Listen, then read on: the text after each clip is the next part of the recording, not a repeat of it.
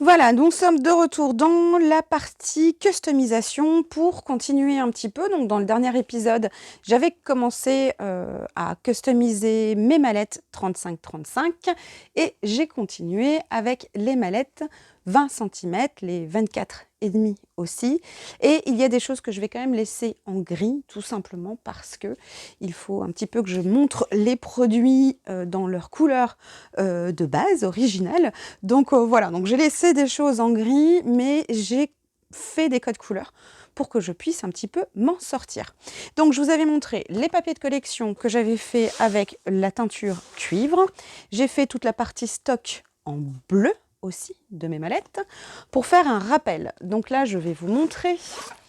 Donc ici, ici et ici. Voilà.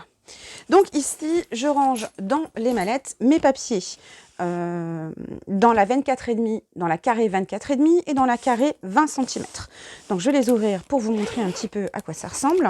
Alors là, j'ai pas fait de mémo rangement pour le papier encore. Pourquoi? Parce que je vais pas forcément penser projet avec ces papiers-là. Donc lorsque j'ai besoin de voir ce que je peux prendre, j'ouvre ma mallette et je regarde. Pour l'instant, j'ai pas d'intérêt. Peut-être à un moment donné, oui, j'aurai un petit intérêt à le faire. Mais voilà, donc là, j'ai toutes mes petites collections de papier dans des pochettes EVA ou pas. J'en ai certaines qui ne sont pas dans des pochettes EVA. Et ici, dans les petites, je vais avoir, pareil, hein, les blocs de papier ou les collections de papier. Voilà, un petit peu plus petites dans mes pochettes EVA. Donc, le fait de les trier, donc je le rappelle, hein, dans les pochettes EVA, c'est qu'on peut prendre des collections de papier, on peut les emporter avec soi, les mettre dans la valise manca, un organiseur, ou même sur le bureau, nos papiers sont toujours protégés. Ce format-là de bloc de papier, c'est vrai que si on a des petites découpes à faire ou ce genre de choses, on peut utiliser aussi cette petite pochette pour pouvoir mettre des découpes à l'intérieur, donc bien pratique. Donc là, je vais vous donner un petit peu la quantité. Donc vous voyez un peu la quantité de papier j'ai par bloc. Comme ça vous donne une idée. 3, 4, 5, 6, 7. Pour l'instant, j'en ai 7 à l'intérieur. Je pourrais en rajouter encore un petit peu plus. D'ailleurs, celle-là, elle est un peu plus pleine.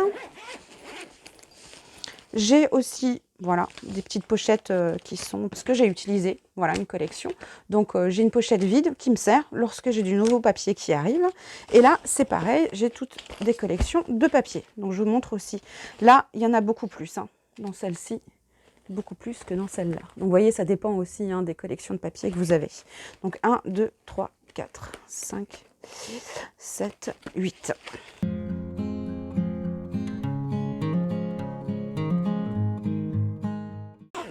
Mais voilà, donc dans les trois, j'ai du papier, j'ai fait le même code couleur que mes grandes mallettes de rangement papier. Comme ça, je sais que c'est du papier et des collections de papier. J'ai pas mis de code couleur. Pour l'instant, je vous ai dit, j'ai pas de mémo rangement.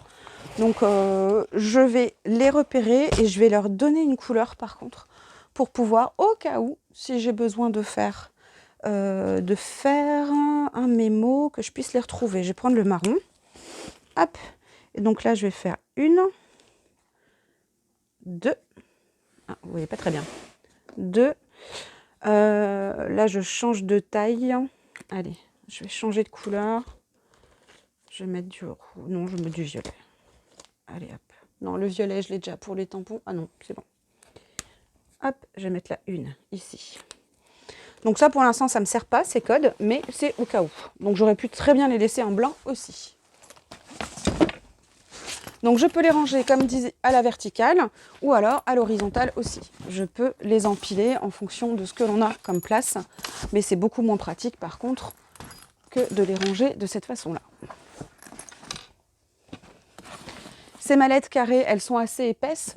Donc, comme j'ai pu le montrer aussi dans une autre vidéo, par exemple, si vous avez un meuble, vous n'avez pas d'étagère, mais vous avez un meuble, oula, je suis pas du tout dans le même cadrage, vous pouvez les lancer, elles restent bien à la verticale. Donc, vous pouvez les aligner en randonnion sur un petit meuble.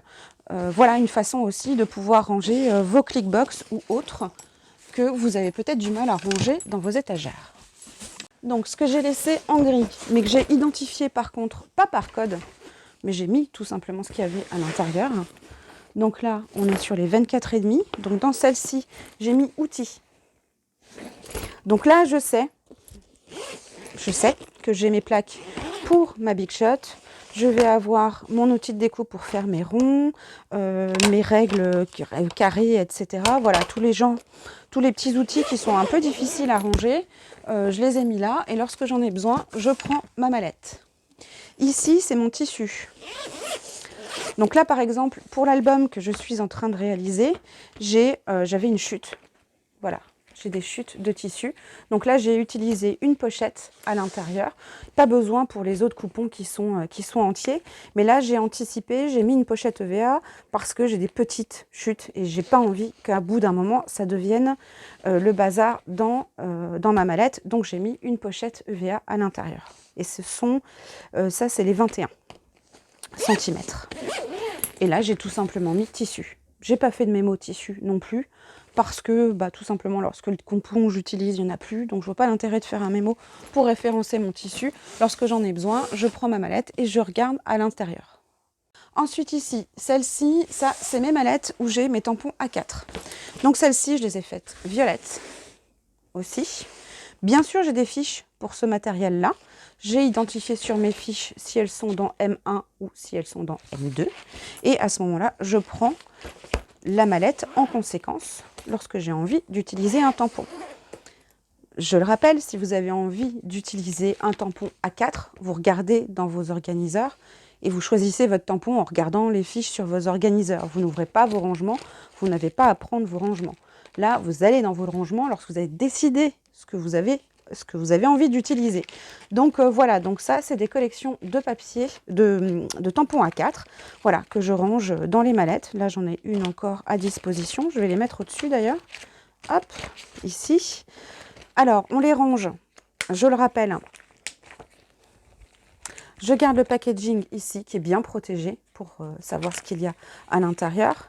Et je range, alors forcément avec le plastique, avec le rhodoïde, ça va coller un petit peu. Mais ce sont donc nos feuilles transparentes de rhodoïde qui sont un peu plus épaisses et qui permettent au tampon de ne pas se plier non plus ou de ne pas s'abîmer dans nos affaires. Donc voilà, vous voyez, je les range très facilement à l'intérieur.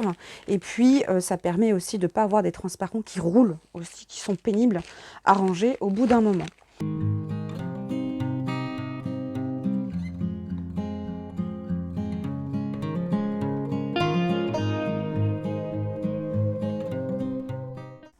Donc là, on va maintenant s'attaquer aux mallettes A4. Voilà, c'est pour ça que j'ai décalé la caméra pour que vous puissiez voir un petit peu ce qu'il y a ici.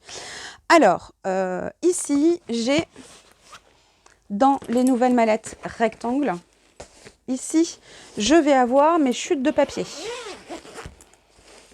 Donc, dans les petites pochettes EVA, voilà, je vais avoir mes chutes de papier, mais je vais aussi avoir des stickers ou ce genre de choses.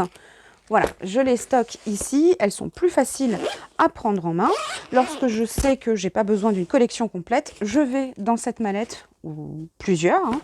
Généralement, on en a plusieurs, et je vais pouvoir voir ce qu'il y a à l'intérieur pour faire mon choix. Ici, elles sont vides. Celles qui n'ont pas d'identification, elles sont vides. J'en ai vidé parce que j'ai regroupé des choses. Là, c'est aussi ma mallette de stock de papier blanc, aquarelle, je suis un petit peu, et de papier noir, je suis un petit peu, il va falloir que je refasse bientôt le plein. Donc ça, lorsque je m'en rends compte, je peux très bien aller dans mon organiseur, là il y a mon mémo rangement, et dans mon pense-bête, je note réapprovisionnement feuille blanche. Ça me permet de ne pas forcément oublier. Si je passe une commande à un moment donné, je regarde sur ce pense-bête et je me dis, ah tiens, il faut que je reprenne tel type de papier ou alors telle encre, ce genre de choses. Là aussi, j'ai du stock de papier aquarelle un peu plus épais. Là par contre, j'ai de quoi faire, hein. J'ai de quoi voir venir. Donc là, il n'y a pas de souci. J'aurais pu les mettre en bleu aussi, comme les mallettes qui sont ici, mais je veux garder des petites choses grises aussi dans ces mallettes. Là, ici, dans cette mallette, j'ai mis papier de riz et collection A4. J'ai pas beaucoup de collection A4, donc je peux me permettre de les mettre avec le papier de riz. Donc voilà, donc j'ai du papier de riz qui se balade un petit peu tout seul, ou alors dans des pochettes. Et là, je vais avoir mes collections de papier que j'ai pas non plus référencées. Pourquoi? Parce que j'en ai pas J'en ai pas beaucoup. Donc pour l'instant, j'ai pas, voilà, c'est pas une nécessité pour moi d'avoir un mémo-rangement sur le sujet. Donc là, j'ai une mallette avec mes pochoirs A4, un stock de papiers spéciaux aussi, mes kits de scrap. Donc là, c'est des kits où c'est des kits qui sont imprimés, donc voilà, à disposition. Et j'ai aussi une mallette où je vais avoir, ça c'est vieux papier. Donc là, on est encore dans l'univers Art Journal, Junk Journal. Donc là, je mets vraiment plein de choses, du récup, des enveloppes, des vieux livres, etc. Donc je pourrais aussi les mettre dans ma valise Moka aussi. Donc voilà, ça c'est des choses concrètement, je pourrais faire une deuxième valise Moka avec plein de chutes de papier, ce genre de choses qui me servent dans mes albums. Voilà, donc là ce que je vais faire, je vais me réorganiser aussi, puisque je vous avais dit que j'avais déplacé les mallettes 35-35 pour pouvoir, voilà, pour que ce soit un petit peu plus facile pour vous de voir un peu tout ça. Donc maintenant je vais réorganiser mes étagères.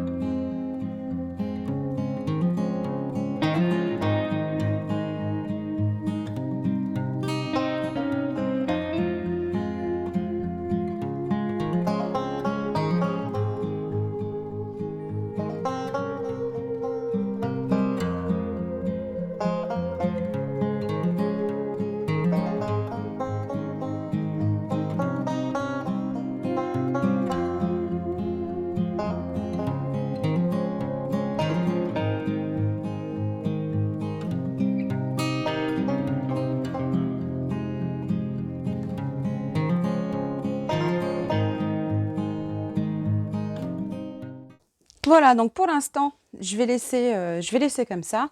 Donc voilà, donc en même temps, ça vous montre comment est-ce que vous pouvez bouger toutes vos affaires sans forcément que ce soit très laborieux. Vous avez vu, j'ai déplacé des choses vraiment très facilement, ce qui fait que lorsque vous déménagez, lorsque vous avez à changer de place à l'intérieur, dans votre appartement, dans votre maison, si vous changez de meuble, etc., c'est très facile de pouvoir re-ranger ces rangements dans de nouveaux meubles ou dans un nouvel espace. Vous avez vu que votre matériel, vous n'avez plus besoin de changer les étiquettes. J'ai pas eu à changer d'étiquetage, j'ai rien fait. Je peux très bien déplacer tous mes tampons, les mettre sur une autre étagère ou les mettre dans une autre pièce. Donc c'est vraiment très facile de pouvoir modifier un petit peu son espace, surtout qu'en plus c'est au fur et à mesure que l'on fait, c'est au fur et à mesure que l'on change des fois de type de projet que l'on fait, et forcément on va s'adapter en fonction de ce qu'on utilise au quotidien. Peut-être qu'il y a des choses de là-dedans que j'utilise vraiment pas du tout, des choses que j'ai pas ouvertes depuis un certain moment. Bon, à ce moment-là, je vais peut-être pas les mettre ici, dans un espace assez accessible. Je vais peut-être les mettre en bas, ou peut-être que là, j'ai mes empile box à 5 médiums qui sont vides. Donc, comme vous avez pu voir dans une précédente vidéo, je les ai mis, mes tampons, je les ai mis dans l'étagère. Donc, à ce moment-là, je peux remplir mes A5 médiums avec d'autres matériels et les mettre en bas, voilà, dans un espace qui est moins accessible dans mon quotidien. Voilà, c'est ce qu'on voulait vous montrer dans cet épisode. On vous dit à très bientôt. Ciao, ciao!